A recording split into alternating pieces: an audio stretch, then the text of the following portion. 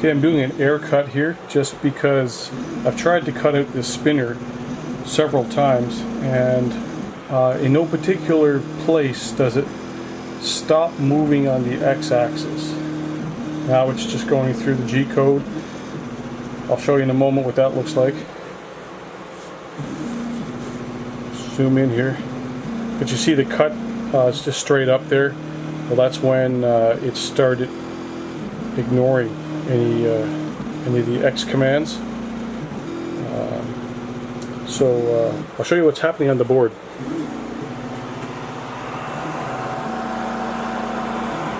So zoom down here. So that would be the Y clone there, I believe. That's the Z.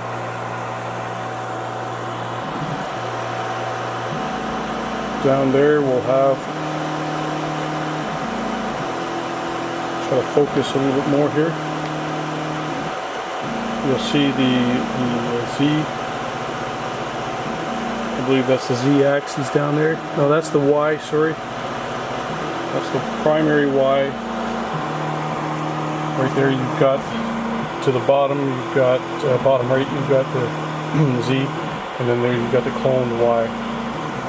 They seem to be working fine. I've never had an issue with those. This is the version 3 board. You look down. Let's see if I can get this to focus a little better here.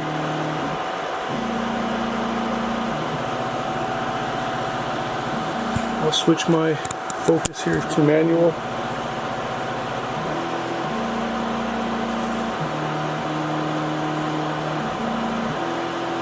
So look what's happening with the x-axis. That little indicator light there is kind of just gone amber.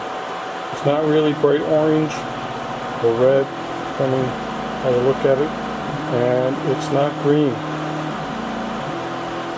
Okay, let's take a look at what's happening in the code.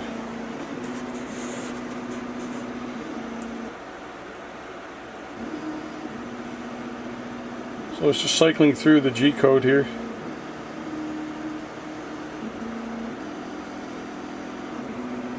No real issue from G code perspective.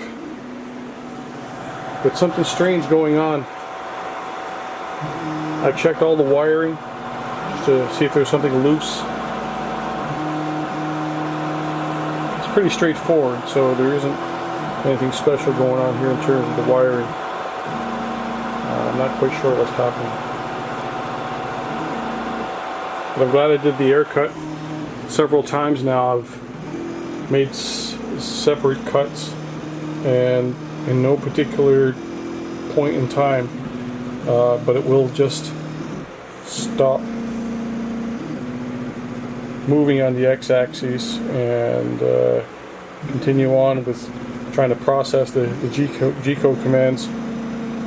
But what ends up happening is it just sort of slices vertically or up into the Y without any G-codes, so sort of left to right, side to side motion.